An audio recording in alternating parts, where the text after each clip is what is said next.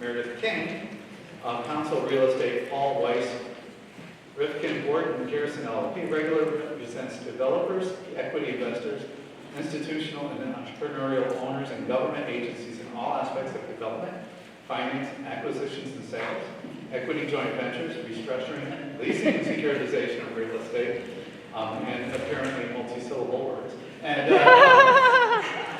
Ms. Kane is a member of the Board of Governors of the Real Estate Board of New York and was a member of the World Trade Center Memorial Center Advisory Committee.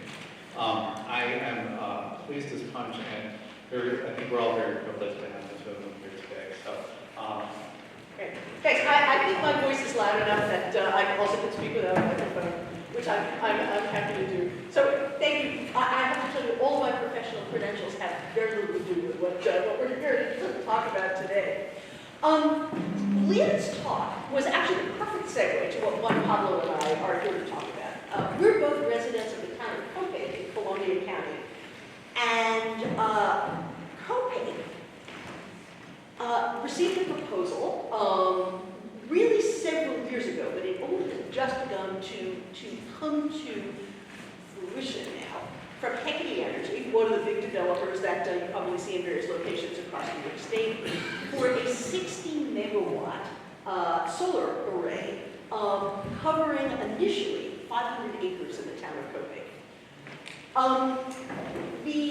As a 60-megawatt project, it falls under the 94C ORES process that unfortunately you missed Ben Wisniewski talking about today, but we're happy to talk about what we know about the process, answer some questions about the process, because that's the process that we are dealing with in response to Hecate's application. This project, as I think Lynn noted, it is far and away the biggest thing to hit Copake. Copake is a town of 2,500 residents, largely agricultural.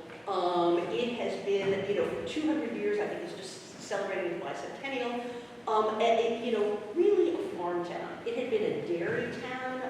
Over the years, the agriculture has morphed less to dairy and more to farm to table. It's home to a lot of young farmers, but also home to a lot of legacy farm families and home to a lot of large tracts of land. In recent years, being over in Columbia County, being not far, 2.5 hours north of New York City, 3 hours east of Boston, has also become a fairly popular second home area. And for years there's been, kind of an uneasy coexistence, I suppose, of kind of local farm families and second homeowners. But nevertheless, everybody who is there, very much prizes the rural nature, the agrarian nature, the agricultural history of the town. So along came a proposal for 60 megawatts. Just to envision it, the 60 megawatts would cover probably, it's going to end up covering 250 acres the way it's being proposed. But it runs 1.5 miles, straight along the town road that leads everybody from the center of town north. And so it's basically going to be something that everybody in town is going to be interacting with in an area which is now 100% active farmland. Active farmland, there's an Angus farm, and there is, as well, feed corn for some of the few large remaining dairy farmers in the area. So, what you got is a situation which basically pits the large renewable energy facility against, what the townspeople think of as the agricultural heritage that we inherit. So the town split into groups. You had an enormous, portion of the town who had two reactions, I think, to the solar. Reaction number one is, what do you mean? They're going to take all these farm fields and cover them with solar panels. Reaction number two is, and in some ways I think it was even more important, what do you mean we have nothing that we can say about it as a town? Because that's what the 94C process does.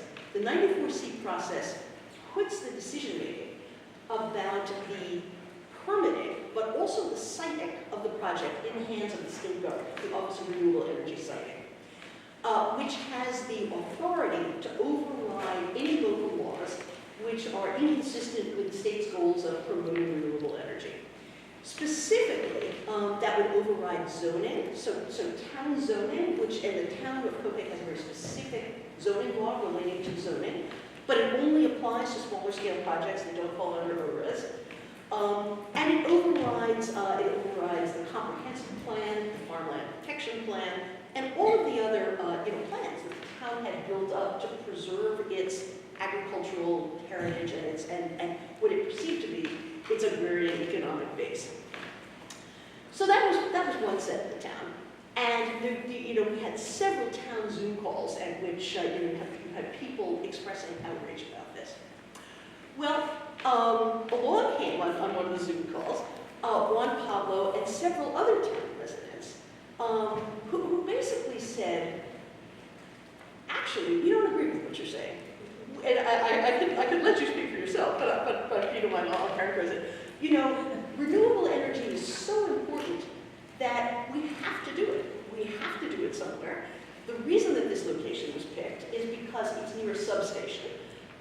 This substation is going to be an important substation because it's going to be near the transmission line that takes electricity downstate, which is exactly where the electricity through the grid, the need is downstate to decarbonize the grid.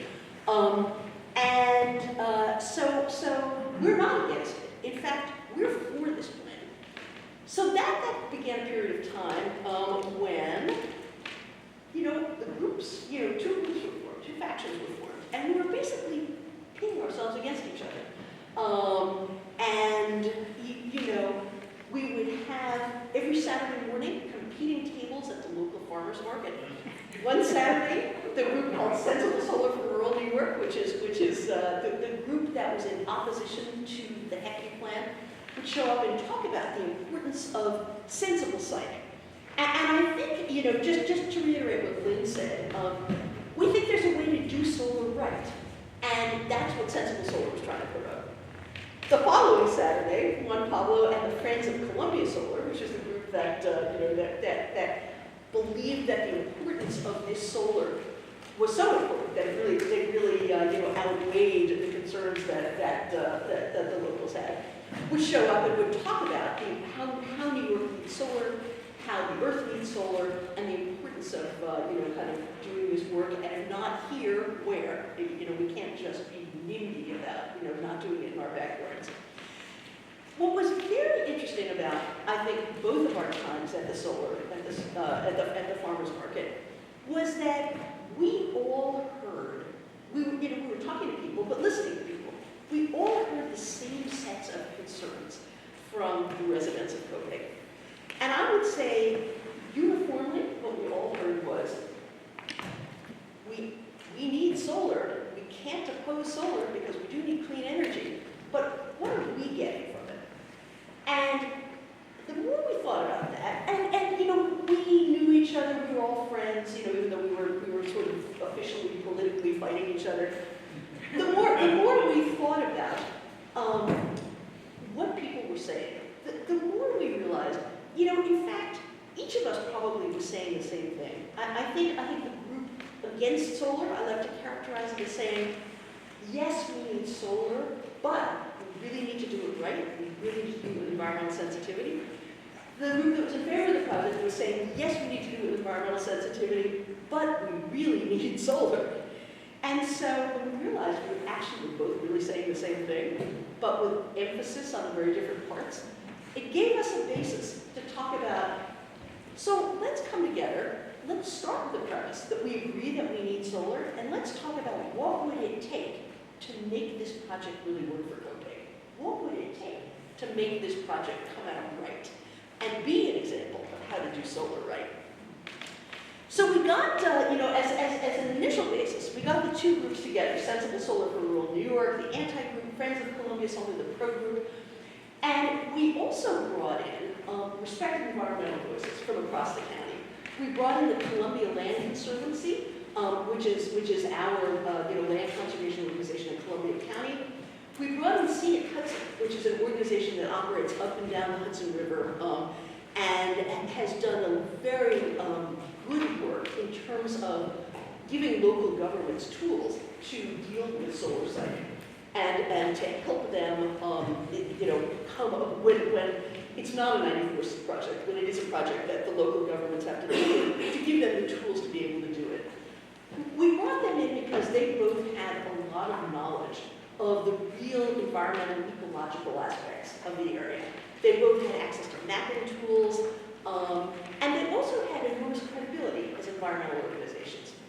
Part of our goal was not only to see if we could find common ground as to what would it take to make this project really work for Copake, but to do it in a very broad coalition of voices, such that it wasn't just one group speaking out, it was actually a whole array of voices that each of which touched different, kind of sectors of the population, each of which had different political reach, and therefore would be able actually to put together a very effective coalition, not only to come up with our goals, to make sure that they were environmentally friendly, but to be able to advocate for them through the process, because that's very important. Because this was an agrarian area, because we cared very much about farmland, we also brought in and had great support from the American Farmland Trust, which is a terrific organization that has done a lot of work in how to preserve farmland and at the same time promote solar, which as we've all talked about, is has an enormous land use footprint. We brought in some researchers from Cornell Ag who are doing research on solar and farming. And in some ways, most interestingly, we brought in two wonderful local landscape architects, terrific, kind of great designers who helped us really envision what to do and kind of how to take the visuals, because, the visuals of the solar can be jarring and shocking, as Lynn was describing, and how to really take them and blend them in, with the local ecology in a way that uses native plantings and it really blends. So just to give you a quick orientation, the areas in dark gray are the areas that are proposed for the solar panels. I know these are smaller than what the town of Glen is facing. This is 60 megawatts, and I understand you have a 250 and a 100, kind of megawatt. So I know your footprint will be larger, but the footprints are large no matter what. So this slide deck, by the way, was what we had put together. This is a condensed version of it. What we had put together to present our ideas both to the company, Hecate Energy, and to present our ideas in an open discussion with town residents, so that we could solicit feedback and that we could have people talk about what mattered to them. So we started with, what is it that people care about? And, this is the list of concerns that people expressed. First of all, agriculture. What effect will this big project have on our agriculture? We've got 3 active farms that are actually working the land that is now going to be covered with solar panels. If they stop farming, what happens? What's the effect on the town? We decided early on, because this was very important, especially to Friends of Columbia Solar, that we would not focus on recommending any arbitrary shrinkage of the 60 megawatts. We wouldn't say it should be 40, it should be 30, it should be 20. We would look at the land itself, start with the 60 megawatts and say, how can we maintain it, but while at the same time protecting our view sheds, protecting the environment. Interestingly, and I know this was discussed early on as well, will residents benefit from low-cost renewable power? Something very important. This is not a community solar project, and so it does not have basically direct effect on our electric rates. How can we nevertheless do that with a grid scale project? Jobs, people have talked about jobs, property tax revenue, something I think you may hear about in the next section. There was concern about what happens to property values of people who are near the project, who are looking directly at the project. Will residents have an effective say in the project, both in what it will be and also how it will be operated over time? And And then finally, questions about decommissioning and what happens to the site.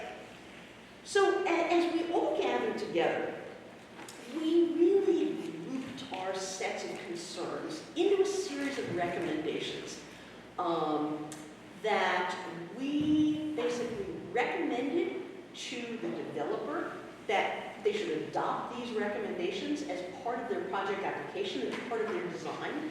And if they did that, we actually, would be able to create a project that the town would be proud of, and that the town, instead of opposing, could support it, because we would understand the benefits of it. So we grouped them into these 4 areas: protecting the environment, protecting homeowners, protecting agriculture, and benefiting the community. So first off, the environment. We really looked at this as as people have described, a large sea of plastic panels. What does one do? A row of evergreens, kind of planted along the face of it, our landscape architects actually thought would be worse rather than better, because it would basically say, we're screening something you don't want to see, and they'd be putting up plants that were not in any way, kind of native to the particular ecosystem. I mean, this is a farm. This is not, this is not a hardwood or a softwood forest here. So we decided that what we wanted to do was we really wanted to wrap this all of the different fields in green space that would be community accessible green space. Now, we don't own the land, and the solar company is leasing the land from some landowners. So it was imperative that we actually get the landowners involved in supporting this idea. And we did. We reached out early on and brought the landowners in and said, what would make this project visually work for us and work in an ecological way is basically to add trails, to add both open space, to add public access space, to add community gardens, and to add in screening that was more naturalistic than just kind of marching a row of evergreen trees. And we'd like you, landowner, to put basically an easement on the property to allow this kind of public access really around the edges of the solar farm. And so we've been working with them, and happily they've been amenable to the idea. A couple of other ideas. Rail trail, that happens to be something we have going through the area. It needed to be extended in this area. The landowners own it, so we're getting it. But we also were facing an issue covering farmland, taking certain areas that were forested, that were going to be cut down. We objected to those for several reasons. One, they ran up hills, and because the panels would be very visible, as you take down trees, instead of looking across and seeing, trees under hills, you see panels under hills. You couldn't screen those.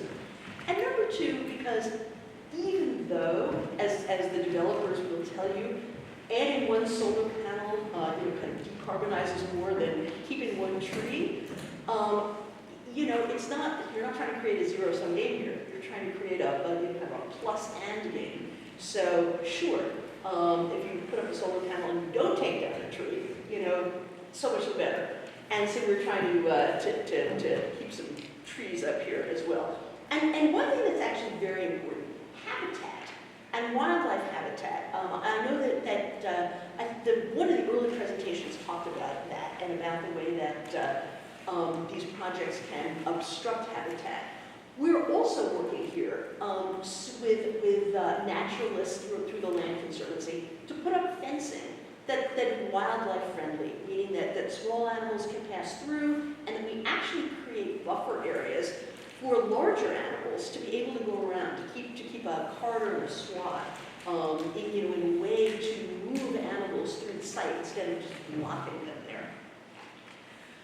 So as you can see, here are some pictures of what it was that we had in mind for these. As far as protecting homeowners, again, screening, very important.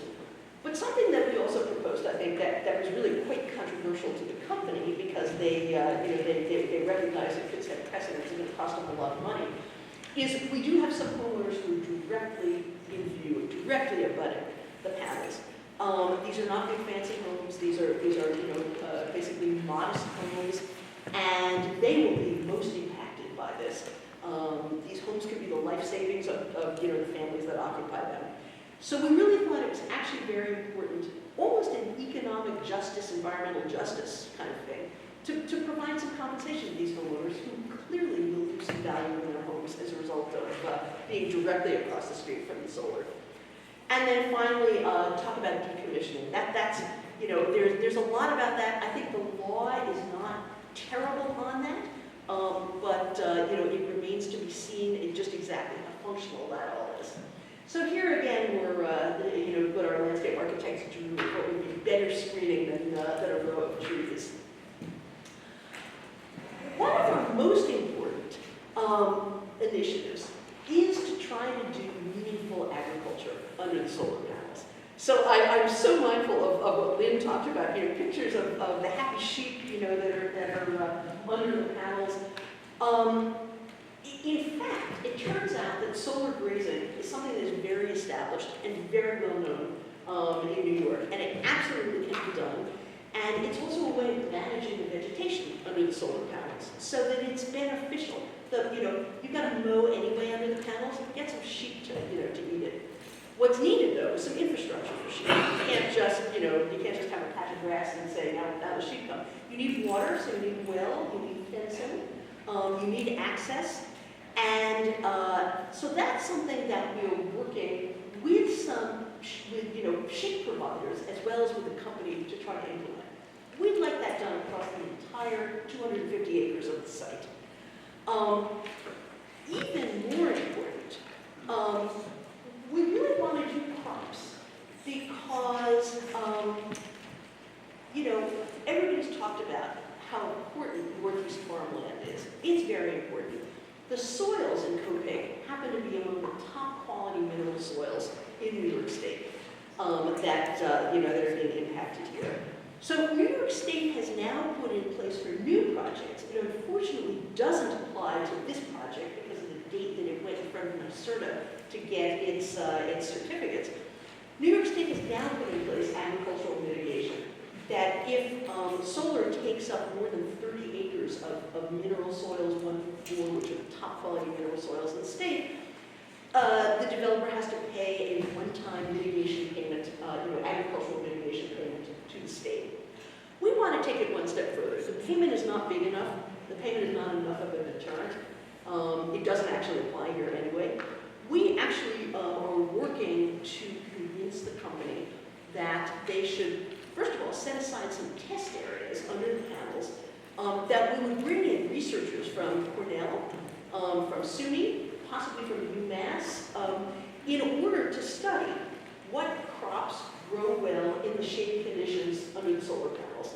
And it's not just the shade conditions, a combination of shade and soil and water, as well as what can be farmed with equipment under the panels. This is something that should become more and more accepted across New York State as solar rolls out. Land is too valuable to use it for just one purpose. The whole idea here is what's called dual use. Use it for panels and use it for agriculture at the same time. We have been given intervenor funds by the ORES process in order to bring in an agricultural expert to help us do a feasibility study on that. So we're excited about that. I will tell you we're getting a lot of pushback from the company on this because it's a pain in the neck. It's going to actually require them to do something other than just put up the solar panels and focus on the profit they want to make for their shareholders and the ability to kind of get this up quickly and without any trouble and be able to turn it over to the investor operators. But we think this is really important, and we think this is the direction that New York State policy is going in anyway, and we should use this. We've got great soils as a test. Finally, educational programs. It's almost low-hanging fruit. That we happen to have our K through 12 school right behind one of these solar fields. So there's easy access from students to come over to the site to be able to do. They could actually learn, be pioneers in learning agrivoltaics, farming under the panels, as well as the science lessons and the engineering lessons of solar engineering. Finally, we get to the real economic benefits to the town. So we've been looking as to how do we lower electric bills for local residents? We're looking into the community choice aggregation program, which allows the town essentially to form a buying cooperative and negotiate fixed price energy, so that instead of us just getting it, through, we still have to deliver through our suppliers, NICE in Copake. But rather than NICE just picking up power from various sources, possibly carbon heavy sources, they would pick it up from renewable sources. They would have a fixed price power contract. We would like actually to be able to see if we can direct have a power contract with this big solar farm, so that we can look at it and say, hey, we're actually all getting fixed price power, cheap power from this, and feel a direct connection with it. Full property taxes, this is a real issue.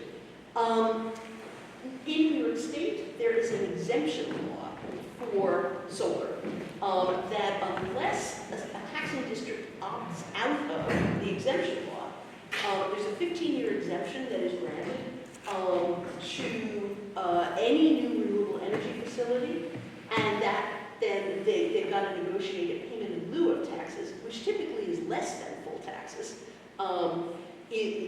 Going forward, it's supposed to be an incentive for renewable energy by fixing their cost of taxes and lowering their cost of taxes.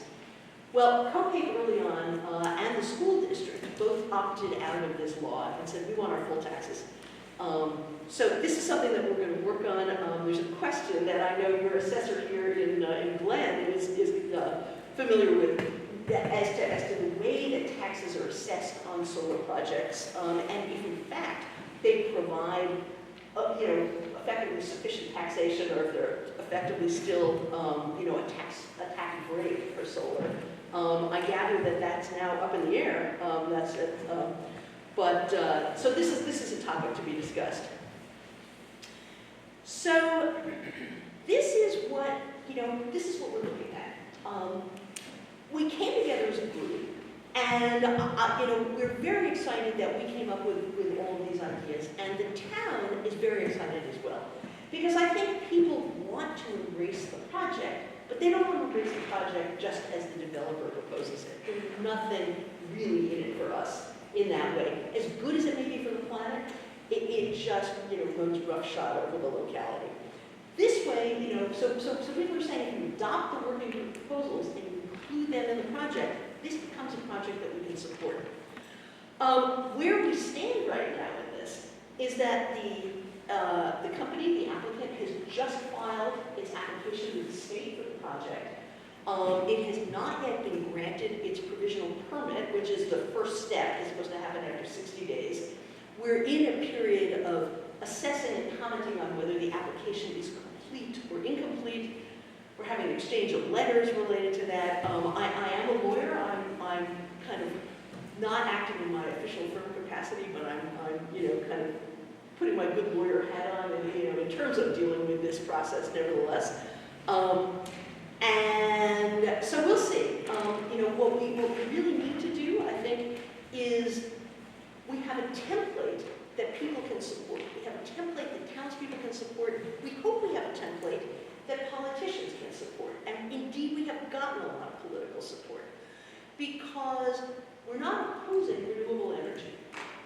My experience is no politician wants to oppose a renewable energy project, but they all should be happy to embrace improvements to the project that benefit local community members, that benefit local voters, and that the constituents of the politicians can support.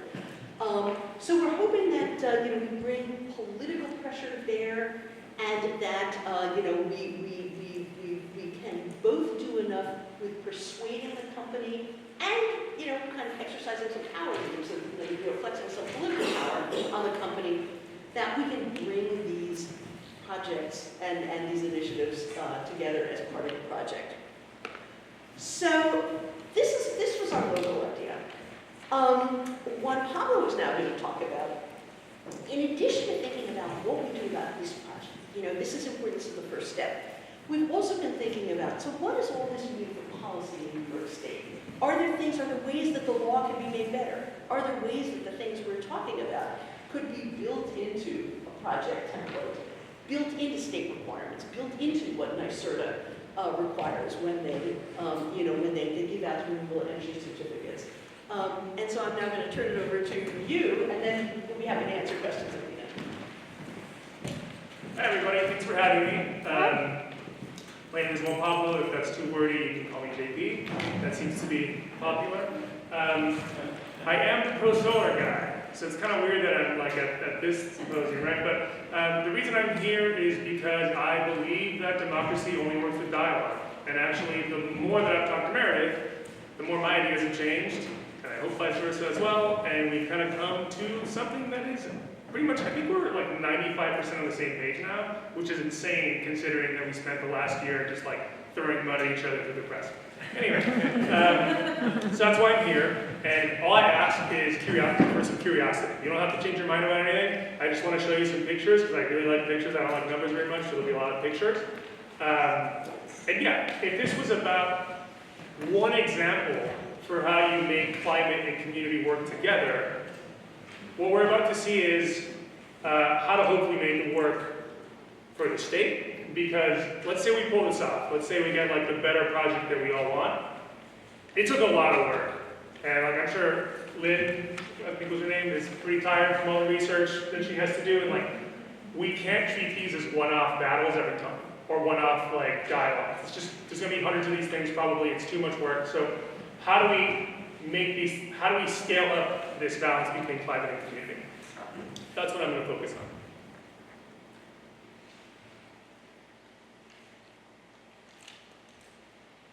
And you can't really talk about that until you talk about the climate piece first, in my view. I'll be the kind of climate realist person at this symposium because I think most of you are parents. I just decided to become one very recently.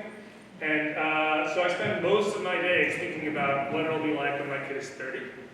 And she probably will say, why is the world falling apart? This is clearly your fault. And I was like, no, I was really young. I did my best.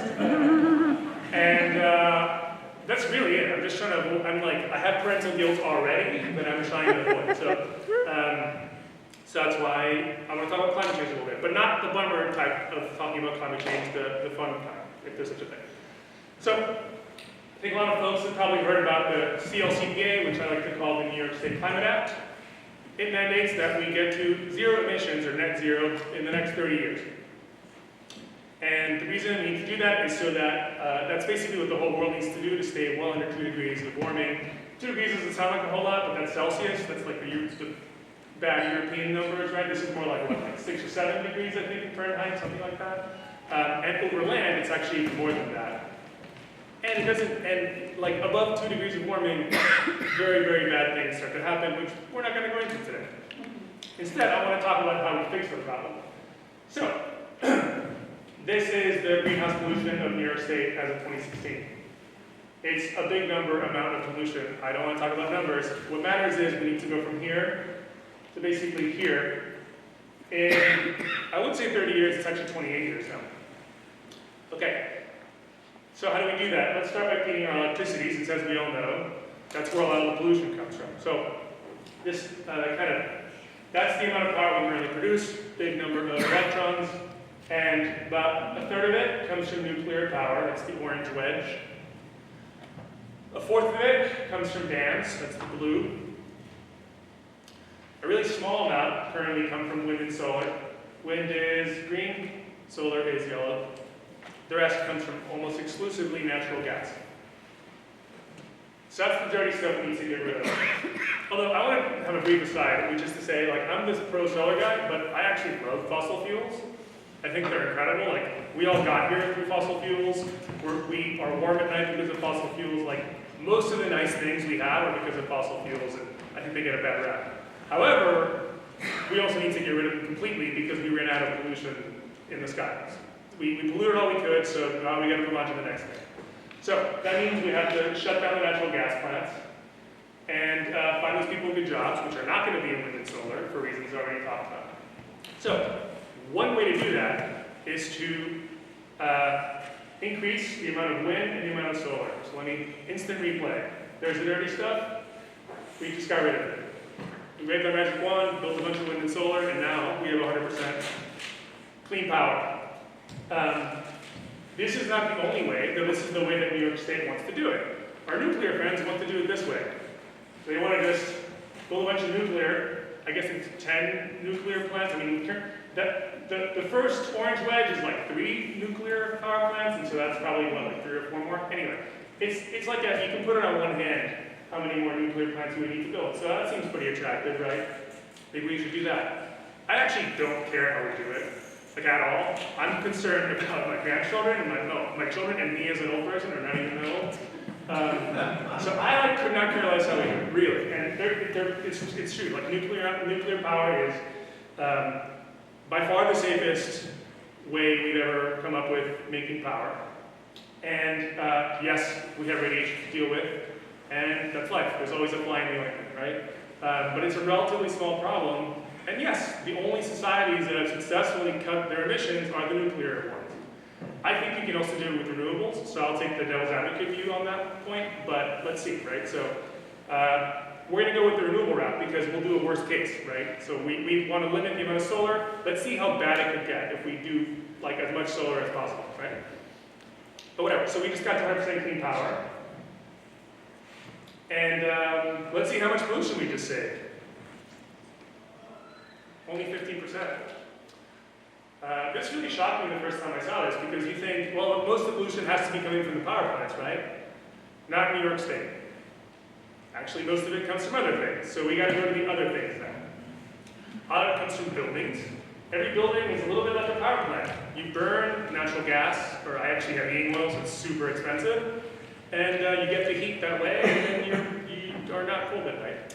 The problem is we don't actually know how to make clean natural gas or heating oil, but we do know how to make clean power. So putting that together, if we could just make the power cleanly and then use electricity to heat our homes, then we get rid of this part of the pollution pie. So let's do that. Let's electrify all the buildings. People are talking about heat pumps. They're great. It's basically a refrigerator working in reverse. So a refrigerator uses power to pull heat out of the container. This is pulling heat from the outside into your home, even when it's pretty cool, which is kind of amazing. So the outdoor unit is pulling in the heat, and then it pumps it into your home. And they've gotten dramatically cheaper and dramatically better, and they're expected to get that much cheaper in the next 10 years. Okay, heat pumps. It's true they're more expensive up front. But we have a magic wand and lots of money, so we just waved it, and all 6.2 million buildings in New York got free heat pumps. Cool. All right, well, let's hope that did something. Yeah, 30%, that's pretty good. So now we're at 45%. Almost half of the pollution is gone. We're halfway there. That wasn't too bad. What's next? Probably you're thinking cars, right? Because the carbon pollution comes out of the chimney. It also comes out of your tailpipe, which is great. Like, you can get around that way. But again, we got to stop it, just for practical reasons. So, all right, so we also don't know how to make clean gasoline or diesel, no matter what the corn ethanol people tell you.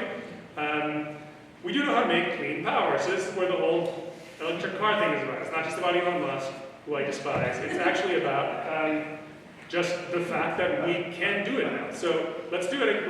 Everyone gets a car, like Oprah likes to say. Everyone gets an electric car. So everyone wakes up with their garage looks like this, including all the subway tile for some reason. And we do that almost 5 million times because that's how many cars and trucks, et cetera, there are in New York State. And there you go. That's another third of the problem right there. Pretty good. You might be curious what the rest is. The rest is a bunch of smaller stuff. So landfills, all the food that you throw away, when it rots, it releases methane. Farms, when you till the soil, it takes all the carbon that the plants helpfully put in the soil for you get released. And cows like to burn methane. And then factories also pollute. So it goes a little bit harder, but people are working on it. And if there's one takeaway I want you to have for today, is actually climate change sounds like a really complicated thing. It's actually relatively simple to fix it. I didn't say easy, I said simple. Clean electrification. And then there's like a million other things we need to do, but 81% of the problem can be solved with one weird trick, clean electrification. So what is clean electrification? You clean up the power, and then you run everything on power, and then you're good. You have clean energy everywhere. It's just one wrinkle, which you just need a lot more power to do that. You need to be producing way more electricity. How much more? Remember, that nice little rainbow flag is all of the power we currently produce and where it comes from. When we make all the cars electric, we'll need that much more power. And then when we make the buildings electric, we'll need that much more power. So that's a lot more than we make now. How much more? Okay, and then this is what happens, right? It's clean electrification. It's not just electrification, because if we electrify and then we build a bunch of nuclear gas to make the power, then look what happens to all the pollution we just saved, right? We're down there now, but we build the natural gas, it goes right back up. So we gotta do both. We gotta do the clean power and we gotta do the electrification, right? If we only do the clean power, we only get rid of 50% of the problem. And if we only do electrification, it's like, I don't know, 20%. But if you do both, then you save, then it's like most of the problem is gone right there. Which is kind of wild that nobody ever talks about this, but that's it. So, all right, so we can't do this. So I'm going to show you, the rest of the talk is what happens when we do this. In other words, build all that new power with wind and with solar. To be fair to the nuclear folks, which by the way, I'm one of them, I think we should build a lot more nuclear. What happens if we build a lot more nuclear? Right? So that would be like, I don't know, probably 30 new nuclear plants or something. Unless we do it all nuclear, we actually still end up having a fair amount of solar. That's how much solar we had before, under my plan. That's how much solar we would have in the nuclear plant. So like, it's like half as much. But it's half as much of a big wedge of solar. And we'll be seeing exactly how much it is, like on that. So let's call this the all renewable route. And the point to underscore here is we need to get to here in terms of all the electricity we make, which is more than 4 times more clean power we currently make. So we gotta like do it again, do it again, do it again. That's how big the problem is. And that mostly reflects the fact that we waited a long time to deal with climate change. So what we're going to focus on is what happens if you build it all with wind and solar. Specifically with solar. I'm only going to focus on solar today because that's what we care about. Okay, so this is actually 300 square miles, which is a number. I don't like numbers, I like pictures. So you can kind of see that.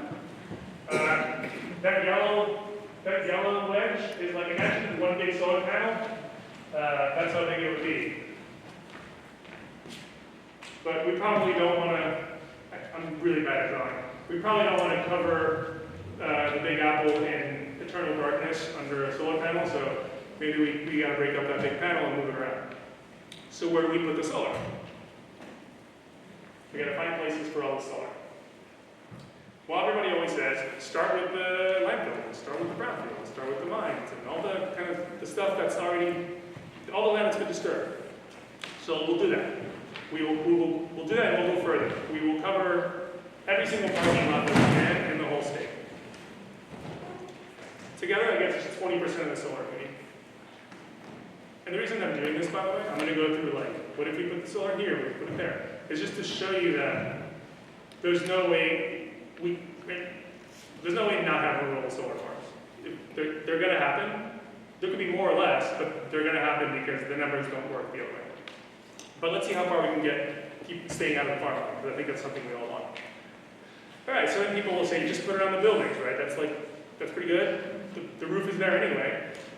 So let's do that. Let's cover every usable rooftop in New York State. So now Brooklyn looks like this. The suburbs of Albany look like this. The big box stores look like this. Even some of the farms will look like this. Some happy cows and some solar panels there. So what did we just do? We just covered the entire built environment of New York State in solar panels. So, magic wand. I love this thing. And let's hope that got us part of the way there, otherwise we're in trouble. That's So what is that? 62 plus 8. This is where my schooling comes in. 82%. Okay, so we're almost home. We have 18% of this solar left. There's a caveat here, which is like, again, this is kind of the best case scenario, because it requires convincing everybody to get solar panels, but let's say it happens, right? Because again, we're trying to see what's the minimal amount of solar farms that we'll need to have. So what's left? 52 square miles. Doesn't sound so bad. It's a big state. But we gotta think about this. We use all the cities and all the brownfields. We don't want to cut down trees. So we need solar farms in rural land, because that's pretty much what's left. So how many solar farms are we actually talking about? Let's build them, and then we'll see. This is Shepard's Run, the whole project from Copake that Meredith talked about. You're not familiar with the area, but like just for size comparison, that's a football field right there. So it's like a whole bunch of football fields. That's what 60 megawatts is. So we're going to pretend all the farms we're about to build are going to be 60 megawatts. That's because some people already think that's too big, so let's just keep it, let's cap it there. And that usually works out to like 250 acres of land. At least that's, in our case, it's 250. Okay, so each green dot that you're about to see is one of these things.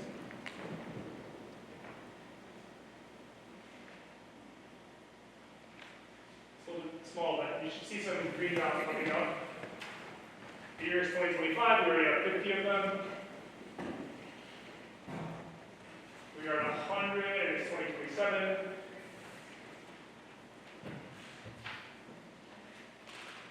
This is painfully slow on purpose, just in case you're wondering. So, 2035, we're at 200 something of them. And notice that like we're staying out of the Adirondacks, we're staying out of cities where you can't do it anyway, we're staying out of the Catskills. This is a simulation, so I'm not saying this should be exactly here. These are being placed on shrubland, farmland, etc., 2 miles away from the substation. Because beyond 2 miles, it gets hard to make the business work. And it's not going to be, okay, 2050, we finally did it. We got 461 solar farms. It's not going to be exactly that many. Some will be bigger, some will be smaller. This should just give us a feel for like the size we're actually talking about here. And that was just the last 18%, by the way, right? That was just less big. But the good news is we finally have all the solar we need. So we solved climate change, hooray. And most of you are probably pretty nervous by now because that was a lot of green dots. That was like a whole lot of green dots. So the nightmare scenario is you're gonna be driving through the landscape and it's gonna be like every blade of grass covered in solar panels. And then what about the food production? We have really good farmland that we should probably preserve. So this is, I think, the other thing I want you to take away from this presentation, which is not talked about enough. We have about 12,000 square miles of rural land in New York State. That's how much of the land we're talking about. All those green dots, put them together into a square, that's how much it is, which is what? 0.4%. What happens if we now, you might say, look, it's not realistic that we cover everything but the farmland. The farmland's where they're going to go first. Don't be naive. Like, that's the cheap land. Of course they're going to go there first. Okay, fair enough. What if we put all of it, all 300 square miles in the farmland? It's about that other wedge, 2.5% of all the farmland. So that's not nothing. That's a lot, right? That's like every 50 pieces of dirt will have a solar panel on it, 1 in 50. But it's not like there's this impossible conflict between farming and solar panels. And by the way, this is just rural land, right? So a lot of the shrubland we should use first. And on the other end, there's prime farmland, which we should probably stay out of, right? So this is like the other system. So we're talking ultimately about a small fraction of rural land. And I don't mean that to downplay anything. I think farmland protection is extremely important. I just think keeping this picture in your head is also important because otherwise things can be scarier than they seem and we make the problems harder than they actually are. There's plenty of problems that we don't need to make them harder than they are. Okay, so but then you might wonder, like, I don't want a big field. That was a lot of football fields in Copake. Can't we make these things smaller? And some towns are doing that. They're changing their zoning to keep out these big solar farms. For example, in Copake, the local zoning law technically only allows 10 acres per parcel. 10 acres or 20 acres instead of 250 acres. So this is like, we built 461 if they're all 60 megawatts, if they're all 250 acres. If we build them smaller, like 10 acres, we need 5,532 of them, which is like, we're never going to build that many. We also won't be saving any space. We're just cutting it up and moving it around. We might be saving views that way, but we're not actually saving any space. And this will make power more expensive because the bigger you make the solar farm, one of the good things about that is that it makes the power cheaper. This is the most controversial thing I'll say this whole time, which is, to me, this suggests that solar farms should be bigger than 60 megawatts, because if they're all 600 megawatts, we only need like 40 of them, which is a lot more manageable than thousands and hundreds and whatever. And that means we only need to build about 1 or 2 a year. But again, this is only if we go the pure solar and wind route. We'll need to make way fewer of them if we do nuclear, which we should do. Okay, take a breath. We've been talking about the scale of solar we need, like what does it look like? How much of the land will actually be covered in it? We haven't talked about speed, which is that we can't just wait until the end to do all this stuff. We have to be doing it the whole time, or we're not going to hit the target. Okay, so we need to get to 461 solar farms. To do this, that means building one a month, every month, for the next 30 years. And we all know these things take a few years to get started, each one. So are we on pace?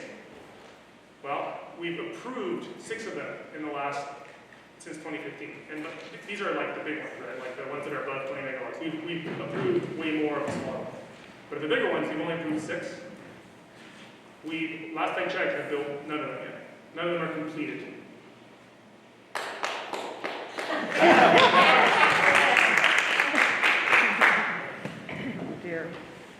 So, from my perspective, we need to go 10 times faster than we're currently doing. That's why E4C was passed. You might not agree that that's what we should do, but that's the actual reason, is because it's far too slow. But the problem with E4C is that it speeds up approvals by removing community input. I mean, I think we all know that. And it takes away the zoning control from the local towns. And the other problem is communities don't get a whole lot out of this other than an eyesore if you don't like the way they look. So the solution, in my mind, and kind of our mind, has to be we have to find a way to maximize the community input on where these things go and how they're built, and also the benefits communities get out of them, while achieving the speed and scale of solar deployment that we need. And there's an invisible asterisk over the we need part, because again, it depends on like how much nuclear we build, how quickly the solar panels improve, because they're getting better all the time. But it's at least, there'll be a lot of dots on the map, so we need to plan for it.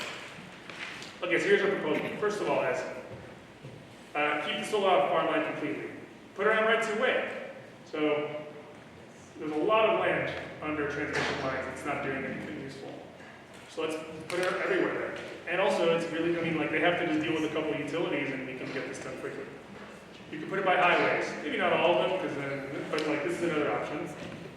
And then natural gas pipelines also have right-of-ways. And the surprising fact is we can get about half the solar we need if we just do this.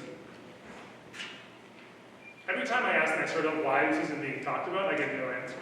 So I think a good use of our energy would be like, make a plan for this right now.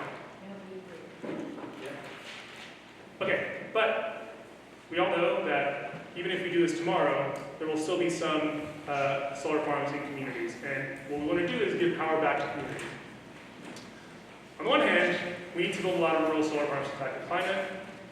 Unfortunately, that's not as capable. It just reflects the scale of the climate crisis, unless you go 100% nuclear. And the problem is it can't just go anywhere. It has to be near substations, which is why my town was picked, that's why your town was picked. On the other hand, since we have 2 hands, that's still a lot of land. So that's what, like all the 2-mile areas around substations in New York State, that's that. It's a lot of land, which means we have a lot of options. doesn't have to go in the places we don't want it to go. And as, I don't need to tell, there's a lot of farmers here, I think, and I don't need to tell you guys, but not all land is created equal. So this is actually a land use map of where we are. This is Austerlitz, we're over here somewhere. Or sorry, Amsterdam, I live near Amsterdam. The brown splotches you see, that's crop farming, and this is, the yellow is grazing land. And we have this information for everything, so we actually know, and we have the same information for soil quality too. And we know where the parcels are. And that means that you can think about how do we make it so that communities can choose. And this might not be the way all communities do it, but to me, probably cropland should be preserved over hay, should be preserved over shrubbery, maybe. The community can decide what they care about. Also, some spots are more viewable than others, or closer to neighbors that don't want to be woken up by the motors, right? Okay, so how do you actually get community planning going? We could give each county a fair solar target. This is New York State. The yellow parts are areas that have up 25% of their land is prime farmland. The black areas have 50% prime farmland. The rest have no prime farmland. Sometimes they have a lot of trees, but sometimes it's just shrubs. So, I don't know, fair means different things to different people, but we should start here, right? And probably like assign fewer solar farms to the black areas and the yellow areas. Once every county has a solar target, then you can show all the parcels, all the properties on a map. And I'm a software person, and I've written a program that finds the ones that are viable for solar, basically based on the amount of sun that they get. So, you know, these yellow rectangle boxes, those are all everyone's property. And, you know, let's say in this case, this is a made up example, but let's say like these three areas, those would be, quote unquote, good for solar from the perspective of the developer. On top of that, we can overlay what people care about. What is the land being used for? Is it good soil? How visible is it from everywhere? And then municipalities and citizens could rank the parcels from best to worst according to their values until they hit the county target. So, like the American Farmland Trust has siting guidelines, and they say you want to go brownfields first, then shrubland, then marginal farmland, then prime farmland. That might be good for you, or you might want something else. This does not imply any commitment for landowners, by the way. Just because I'm circling somebody's property, they don't have to do anything. And the idea is to have the state reward developers, like, because we subsidize these things, right? So what if we gave them more subsidies and they choose the parcels that we want, and less or no subsidies and they choose the ones we don't want? So if we do that, then we'll be guiding the market based in a democratic way. The next part is solar benefits and solar cooperatives. There's a lot of reason to be skeptical of the benefits that developers promise, because it's true, it's not part of the law. So, as you saw in Copake, we're having to do a lot in order to get those things out to the plan. So why don't we make some of the benefits part of the law? Let's whatever we want the benefits to be, they should be part of what they're required to do. But the bigger picture here, I think, is what Germany is doing. Half of the big solar farms in Germany are actually owned by the community in whole or in part, which is pretty wild. And if you think about it, there's a long tradition of agricultural cooperatives in America. That's how American farms were built largely. So why can't we do that here?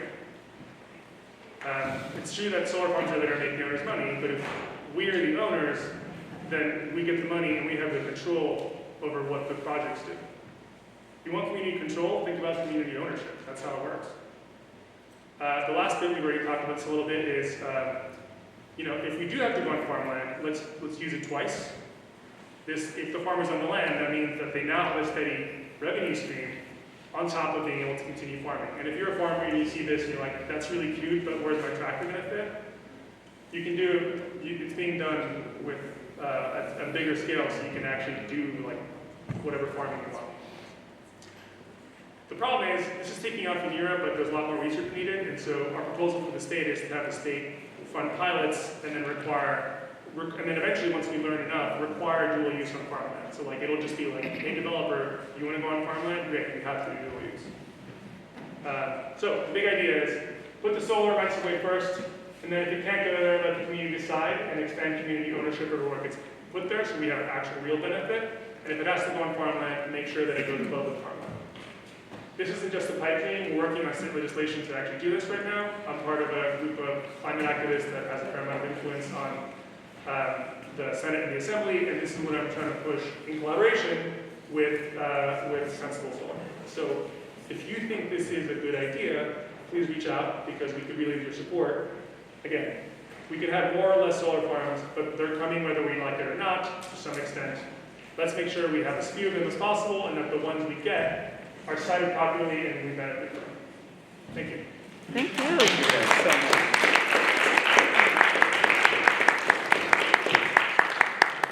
Unfortunately, I have